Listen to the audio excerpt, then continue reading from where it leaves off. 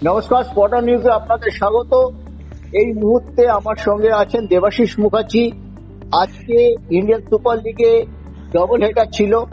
প্রথম ম্যাচ জিতেছে ইস্ট বেঙ্গল, 2 গোলে তারা চেন্নাইকে হারিয়ে দিয়েছে। এও ম্যাচ জিতেছে এবং পরপর দুটো ম্যাচ জিতে তারা কিন্তু 11 নম্বরে উঠে এলো। দেবাশিস দা, এই পুরো ম্যাচটা দেখে কি বলবে? ইস্ট বেঙ্গল যথেষ্ট ভালো দল ছিল, কিন্তু খেলতে পারছিল না মৌসুমের প্রথম দিকে। খেলতে পারছিল না, ঠিক কথা। টিমটার মধ্যে আস্তে আস্তে কম্বিনেশন আসছে, প্লেয়াররাই তো বার করতে পারে এখান থেকে। কোচও বলেছে আমি শুধু ওদের বলতে পারি, বাকিটা মাঠে ওরা বার করবে।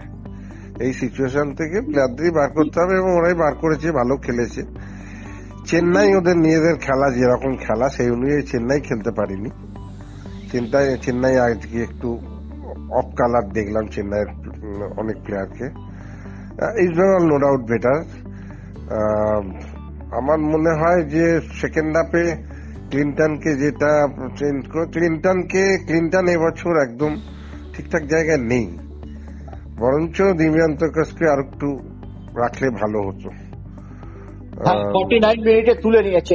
হ্যাঁ, সেই কারণে আর একটু রাখলে ভালো হতো। মানে ক্লিন্টন এবছর অন্তত সেই জায়গায় একদমই নেই।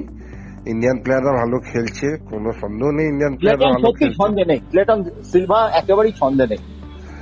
আর তোমার আর একটা বাজে খবর হলো যে সাউল ক্রেসপোর ইনজুরিটা, ওই তো হ্যামস্ট্রিং এ চোট, মানে গেল বেশ কিছুদিন। এবং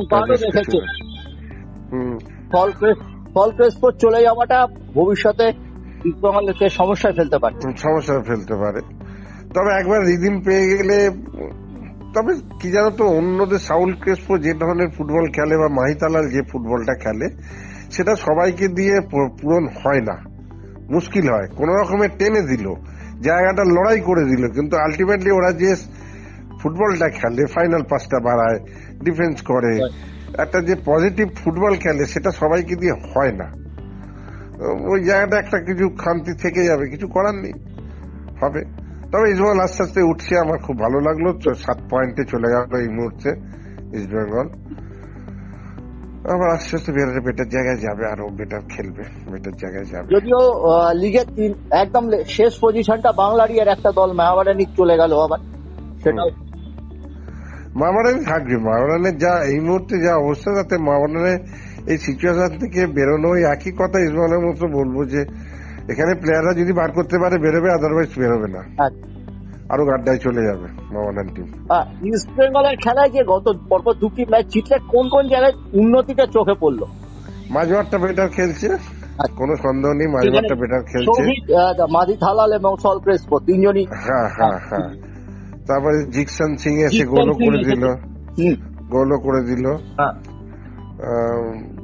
ঠিক আছে, তোমার হিজাজি মায়েরও খারাপ খেলেনি, যদিও সেই কনফিডেন্সটা চোখে পড়েনি ইউথেসের মতো, কিন্তু হিজাজি মায়ের ঠিক আছে, চালিয়ে দিয়েছে, চলে গেছে, অসুবিধা নেই।